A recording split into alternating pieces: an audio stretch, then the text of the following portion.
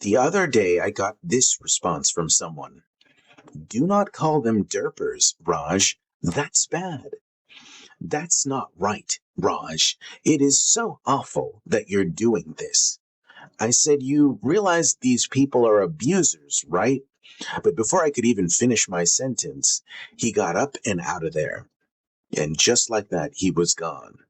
I spent some time thinking about this content that he shared, realizing that it was a fairly typical response from an innocent and righteous cult group member. It's 2026. It's high time we have names for these things. I call it a derpa-derping. A derpa-derping is the tendency of innocent and righteous cult group members to make statements that are full of emotions, but almost entirely devoid of logic. Yep, empty calories. Now, it's not a term found in the literature yet, but it describes something real. Let's go over the comment again. Do not call them derpers. That's bad. That's not right, Raj. It is so awful that you're doing this. Well, bad, not right, so awful. The emotions are high, but nothing is explained or can be reasoned with. Cult group members may run for the hills because Dr. Vaknin also said this. And within the smear campaign, there are canonical texts. These are the texts that cannot be tampered with, cannot be challenged, cannot be undermined, cannot be examined critically. These are the texts issued forth by the cult leader. The cult leader says, for example, this man is evil. This man belongs in prison. This man should be dead. And this is a canonical text. You can't challenge this.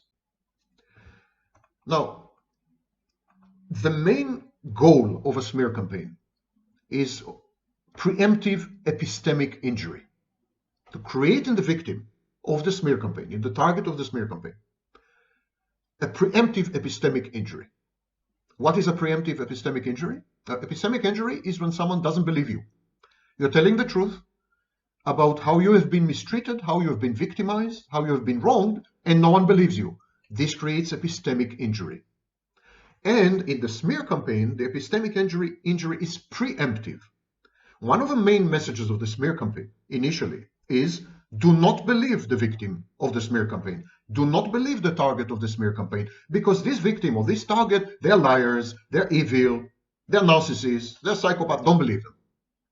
So a core canonical text initiated by the psychopathic cult leader that comes up with a smear campaign is the victim or target cannot be believed. So Dr. Vaknin says that in a smear campaign, certain core ideas can never be questioned. I need total darkness over this. Just take it at my word.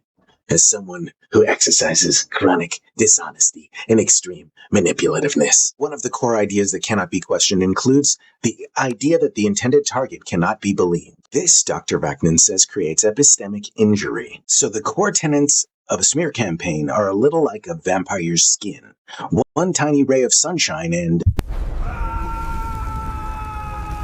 Given those constraints, it's hardly a surprise that innocent and righteous cult group members feel they have to run for their lives away from any discussions. They can preach at you, but they can't have a discussion with you. The first play in Triangulation is an emotional attack intended to gain your compliance by a triggering false narrative. Notice that the person who gets put into a state of derp first is you. We call them derpers because of this most unusual technique. Then they push you to put their intended target into a state of derp with persistent passive aggression. This makes both you and the person you're targeting prey because neither of you understands what's actually happening. As you go at him and he comes back at you, there's a feedback loop that's created that confirms the lies, or at least on the surface seems to. When people attack each other, they see the worst in each other. The psychopathic cult leader or their supporters stand on the outside of this triangle and say, see, I told you that person is crazy. I told you that person has a bad temper, all because they didn't like experiencing persistent passive aggression, chronic dishonesty, and extreme manipulativeness. But this is the most insidious part. Their strategies involve triggering and overloading their supporters' emotional systems as well as their intended target's emotional system. That's predation. Predation is a behavior pattern in which someone deliberately targets, exploits, or harms others for personal gain. It's one way that psychologists recognize whether a person is predatory. Predatory people see others as objects to be used, and this behavior pattern is rewarded each time they exploit someone, which means that their behavior increases in frequency and intensity. Those behavior patterns are a menace to society. Derpers nerf their biggest supporters into emotionalism and group thinking. Why? Because they want you to become a culty dolty. I mean, flying monkey. Those two things, making people emotional and putting them into a group thinking mode, have been proven to lower intelligence. That is predatory, that is predation, because most people want to raise the intelligence of their biggest supporters. A closely related concept to predation is antisocial behavior, which is defined as behavior that harms, exploits, manipulates, or otherwise disregards the rights of an individual. Derpers want you to support the antisocial behaviors they promote to you. Derpers say, please engage in gaslighting, triggering, guilt-tripping, persistent passive aggression, DARVO tactics, and chase narcissistic supply, which is emotional reactivity, like we do. Engage in mobbing. Please help us create hateful mobs. Let's have justice without the inconvenience of a defense, and punishment without proportionality. It's time to get into scapegoating, demonizing, and pushing for social coercion. Derpers want you to support manipulation. They say, get real comfortable using the manipulation tactics that we tell you to use. They want you to support gossip. They say, I know Christ spoke out specifically against that, but the times have changed. The biggest red flag in all of this is abuse by proxy. That's because normal people rarely ever engage in triangulation. So by the time they have triangulated so many times that it has escalated up to abuse by proxy, they have totally exposed themselves as narcissists, sociopaths, and psychopaths. They want you to support the antisocial behavior of unfairness. And what's wrong with a little harassment? We do that all the time, so you need to start harassing people too. Meanwhile, these clowns may have the nerve to make masked complaints about intended targets through false narratives. The quiet part that they may not say out loud is, I don't like the intended target's enthusiasm. Instead, they may claim, cool, awesome, and use false narratives to illustrate why those sayings are bad. Once again, the quiet part that they may not say out loud is, I don't like the intended target's emotional regulation. Instead, they may complain about these sayings. It's okay, no problem, don't worry about it. It's all good, and use false narratives to illustrate why these sayings are bad. Finally, they may say, I don't like how intended targets smile.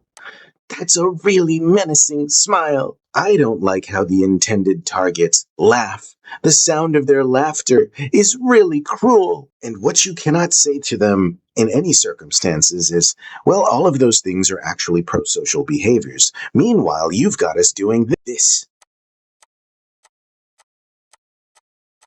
Derpers cry about intended targets' enthusiasm, emotional regulation, smiles, and laughter. Why? Because all of those things show they can't derp that person. Put the intended targets in a negative emotional state. The sad fact is that narcissists, sociopaths, and psychopaths establish control through emotional dysregulation. With practice, stoics can eventually become immune. Narcissists, sociopaths, and psychopaths also establish control through fantasies. They inspire cult-like dynamics by making you feel like you are becoming part of a beautiful world in which the narrative is so clear and so bold, where dreamlike things can happen. This is a dangerous place to let your mind wander. Fantasies are addictive and absorbing. And if you don't understand the power of fantasies, let me provide an example. Hitler had a psychopathic fantasy he shared with his followers. One clue that something is a fantasy is that it is infantile. Let's spot the infantility. Hitler says that Jews are weak and inferior, but he also says that Jews control and dominate the world unfairly. That's infantile. Both of those ideas are diametrically opposed. The most malignant aspect of his psychopathic fantasy is his advocacy for the extermination of an entire race of people. Germans later learned that the Jews were not the subhuman threat described by the Nazis' false narrative. Once they met surviving Jewish people, saw concentration camps after liberation, or learned the details the regime had hidden. But here's the insidious part.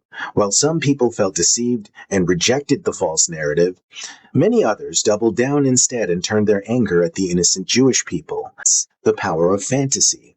Those Germans were outright rejecting reality. And when they stamped their feet at the truth, it was them saying reality isn't good enough anymore. We prefer to live in the fantasy Hitler created for us. Some people do that even today in 2026. One step removed from a psychopathic fantasy is a sociopathic fantasy. One modern sociopathic fantasy that's been going around is that persistent passive aggression will get you exactly what you want because it triggers the conscience or what have you. What a brilliant analysis. Persistent passive aggression is a metaphorical platinum credit card from a billionaire. This is a card that would never charge you, never. It will only bring positive effects into your life. By the way, is this behavior pro-social or antisocial? My friend said, persistent passive aggression got me exactly what I wanted. I went into a car dealership with my old Honda Civic and came out with a brand new Lambo. My brother said, I was penniless, out on the street with nothing. Persistent passive aggression came through. Now I live in an 18-acre mansion that was gifted to me by someone whose conscience was triggered, since she knew she didn't deserve to have it. I challenge anyone to reality test this concept. Can persistent passive aggression get you a loaf of bread? Advice Reveals the Advisor is a 4-word filter that I designed to aid you in comprehending the character of those around you.